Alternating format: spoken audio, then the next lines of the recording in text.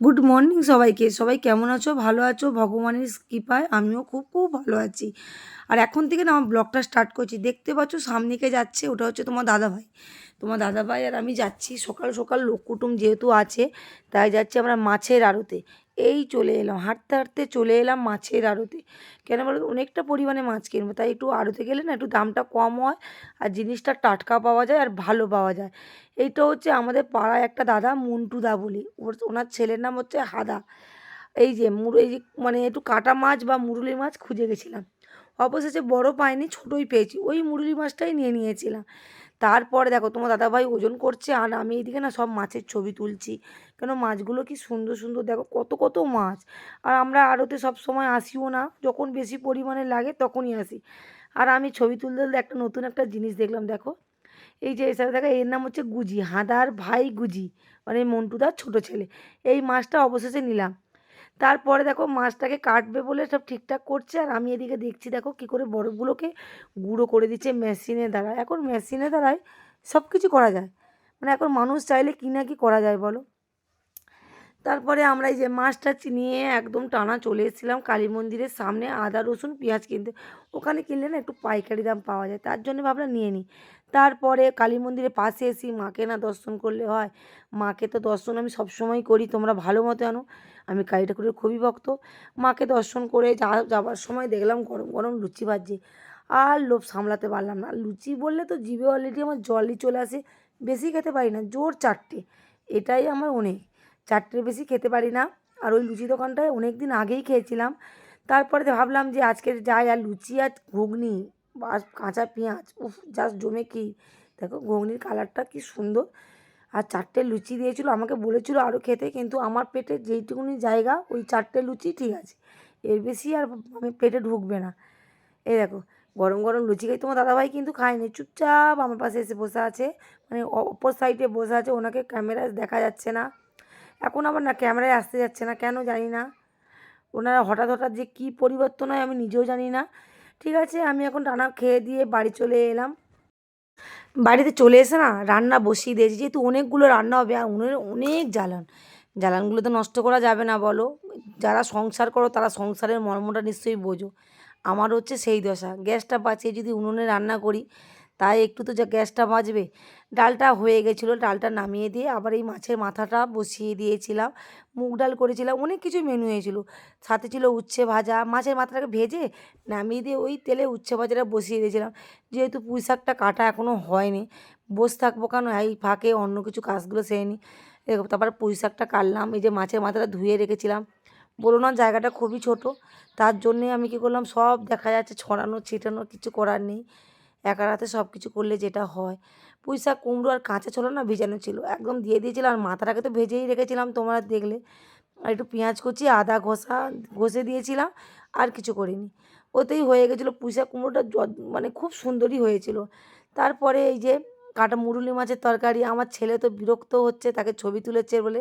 কী করবে বলো, আমার ছেলে একটু রেগে যায় ছবি টবি তুলতে। যাই পারে হোক, সবসময় রাগ করলে হবে না, ছবি টবি তো একটু তুলতেই হবে। আর আমি কি রান্না করেছি এক ঝলক দেখে নাও।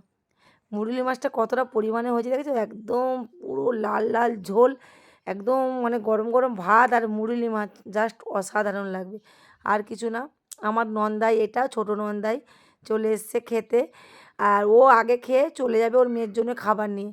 মুরুলি মাছের তরকারি হয়েছিলো, পুঁই শাক কুমড়ো ঘন্ট হয়েছিলো, মুগ ডাল হয়েছিলো, উচ্ছে আলু ভাজা হয়েছিলো, ট্যাংরা মাছের ঝাল হয়েছিলো, আর ছিল আমের চাটনি।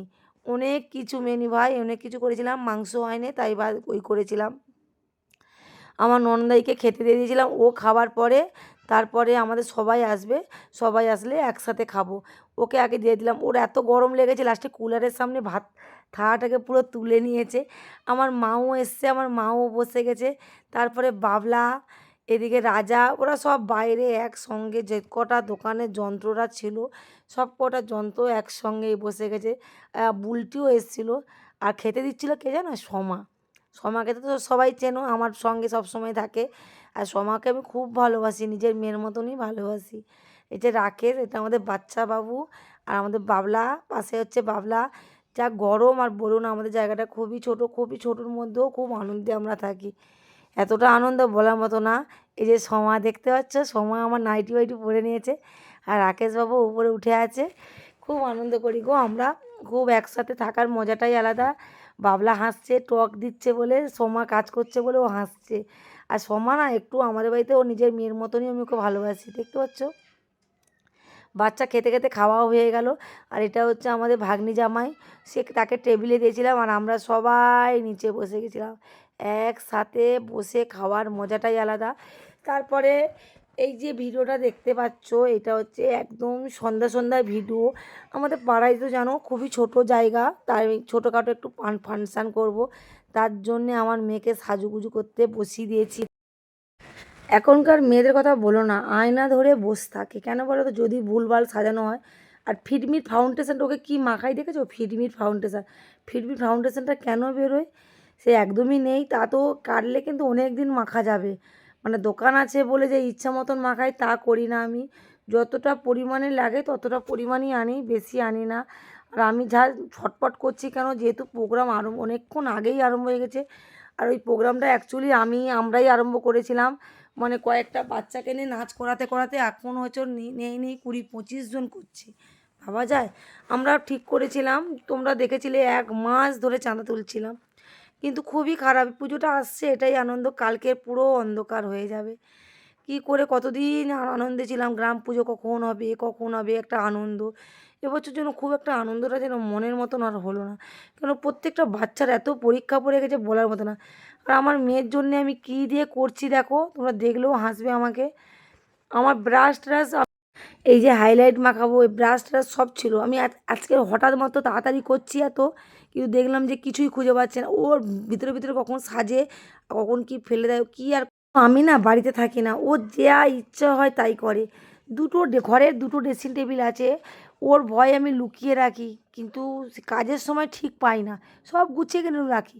কিন্তু যেই সময় কাজ করবো সেই সময় ও ডাইরেক্ট বলবে আমি কিছু জানি না, কিন্তু ওই করে এইটুকুনি কনফার্ম আমি জানি, কারণ আমার ছেলে তো আর মেয়েদের মতো সাজুগুজু করবে না।